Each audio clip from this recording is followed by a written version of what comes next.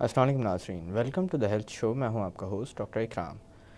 नाज़रीन, दौरे हाज़िर में इंसान के लिए सबसे ज़्यादा फ़िक्रमंद होने वाली बात यह है कि दिल की बीमारियों की शरह में बहुत तेज़ी से इजाफ़ा होता जा रहा है। यही वजह है कि आज हम बात करेंगे दिल में पाई जाने वाली बीमारियों के मुताल्लिक़। और आज के इस मौजू पर बात करने के लिए बतौर मेहमान हमारे स्टूडियो में मौजूद हैं डॉक्टर बशीर हनीफ़, जो कि मेडिकल डायरेक्टर हैं, चीफ़ ऑफ कार्डियोलॉजी हैं तब्बा हार्ट इंस्टीट्यूट में। आइए उनसे बात करते हैं। अस्सलाम वालेकुम डॉक्टर साहब, कैसे हैं आप? अल्लाह का शुक्र, ठीक ठाक। डॉक्टर साहब, दिल के मामले में आपसे सबसे पहले तो ये पूछना चाहूँगा कि बीमारियाँ मुख्तलिफ़ अज़ा के मामले में मुख्तलिफ़ होती हैं, उनकी नौइयत भी मुख्तलिफ़ होती है। कौन कौन सी ऐसी बीमारियाँ हैं जो ज़्यादातर नज़र आती हैं? देखें, दिल हालांकि है तो एक बहुत छोटा सा हिस्सा, बॉडी का हिस्सा है, लेकिन जो इसकी बीमारियां हैं वो बहुत सी हैं। और इस वक्त पूरी दुनिया में जो नंबर 1 अमवात की जो वजह है वो दिल की बीमारियां हैं। ना सिर्फ पूरी दुनिया में, बल्कि पहले हम समझते थे कि शायद ये दिल की बीमारियां वेस्टर्न कंट्रीज़ में होती हैं और ये तरक्की याफ्ता मुल्कों में भी बीमारी है, काफ़ी अर्से तक अमीरों की बीमारी भी समझा जाता है। अमीरों की बीमारी। लेकिन अब जो है इस वक्त सबसे ज़्यादा कॉमन तरक्की पजीर मुल्कों में, जिसमें कि पाकिस्तान जैसा मुल्क भी आ जाता है, जितनी भी दुनिया में अमवात दिल की बीमारियों की वजह से होती हैं उसमें से 80% अमवात जो हैं वो तरक्की पजीर मुल्कों में, पाकिस्तान जैसे मुल्कों में होती है। और इस वक्त पाकिस्तान में भी जो दिल की बीमारियां हैं वो नंबर 1 वजह हैं, जितनी भी ओवरऑल तमाम बीमारियों की वजह से अमवात वाक़या होती हैं। तो और ये जैसा कि आपने खुद भी कहा कि बहुत तेज़ी से दिल की बीमारियों में इजाफा होता जा रहा है, और उसका बहुत बड़ा फैक्टर, जैसे हम आगे चलेंगे तो बात करेंगे, हमारा लाइफस्टाइल और हमारी एक्टिविटीज़ और वो सारी चीज़ें उसके फैक्टर्स हैं, कुछ जेनेटिक फैक्टर्स भी हैं। लेकिन ये एक लिटरली एपिडेमिक की हैसियत इख्तियार करता जा रहा है और बड़ी तेज़ी से तमाम बीमारियों में इजाफा हो रहा है। अच्छा, दिल की उस तो एक बहुत छोटा सा है, लेकिन इसमें मुख्तलिफ़ चीज़ें होती हैं जो कि जब हम ओवरऑल दिल की बीमारियों की बात करते हैं तो उसमें बहुत सी चीज़ें आ जाती हैं। दिल के अंदर वाल्व्स होते हैं, जिन्हें अक्सर लोग दिल की खून की नालियों को भी वाल्व कहते हैं, लेकिन दिल की खून की नालियाँ एक्चुअली वाल्व नहीं होती। वाल्व्स मैं इस तरह समझाता हूँ कि दिल में ये समझे 4 कमरे हैं, 2 ऊपर हैं, 2 नीचे हैं, और उनके बीच में दरवाजे लगे हुए हैं। उन दरवाज़ों को हम वाल्व्स कहते हैं, ठीक है।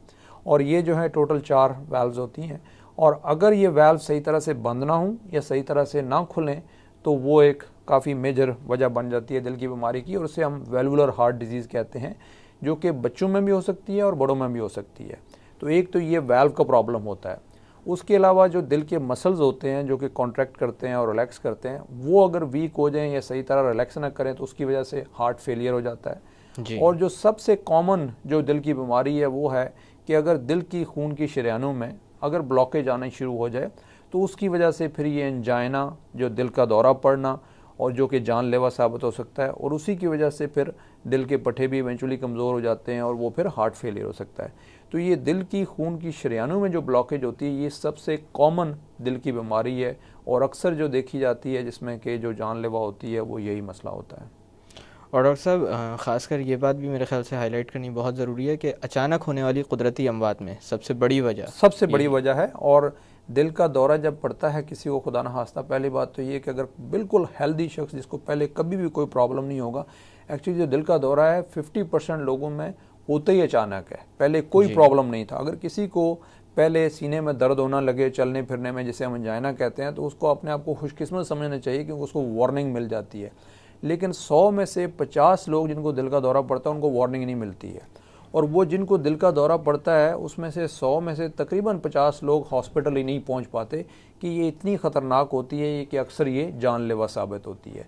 तो इसलिए इसका ख्याल रखना और पहले से एहतियाती तदाबीर करना और चेकअप कराना जो है वो बहुत ज़रूरी हो जाता है।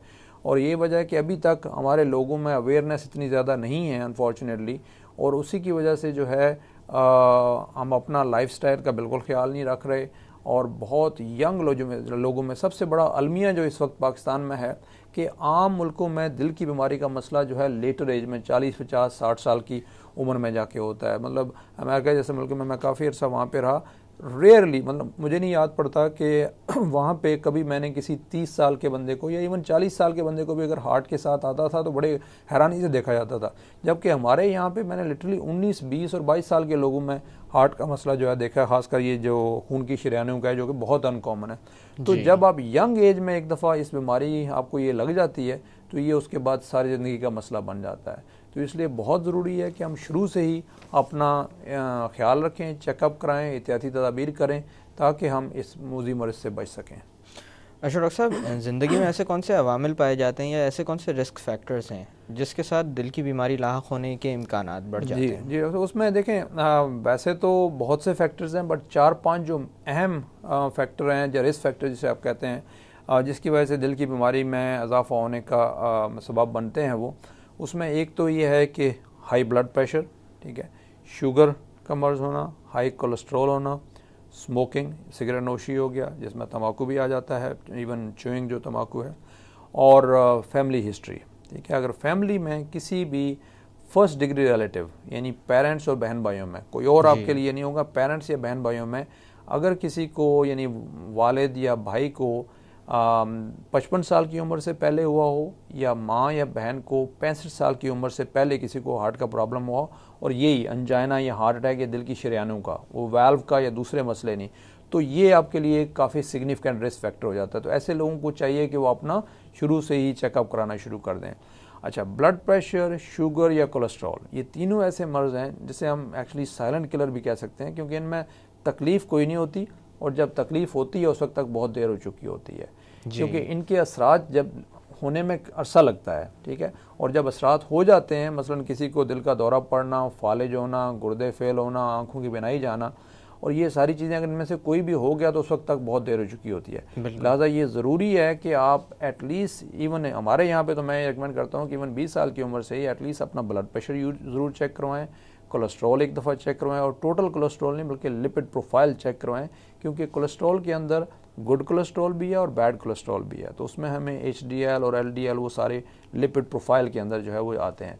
तो लिपिड प्रोफाइल चेक होना चाहिए, ब्लड प्रेशर चेक होना चाहिए, शुगर चेक होना चाहिए, और बेसिकली अपना जो है बाकी अगर किसी को किसी किस्म के कोई सिम्टम्स होते हैं, अब सिम्टम्स के बारे में हम बात करते हैं बाद में, लेकिन वो जो वार्निंग साइंस होते हैं वो हमें पता होना चाहिए कि क्या वार्निंग साइंस हैं, ताकि जैसे ही वो वार्निंग साइंस हों तो हम फौरी तौर पर अपनी सेहत की तरफ तिब्बी इमदाद जो है हासिल करें उसके लिए। डॉक्टर साहब, मैं थोड़ी देर के लिए बातों का सिलसिला रोकते हैं। नाजरीन, वक्त हो एक छोटी सी कमर्शियल ब्रेक का। ब्रेक से वापस आकर दिल की बीमारियों के मुताल्लिक मज़ीद गुफ्तगू की जाएगी। Keep watching the health show.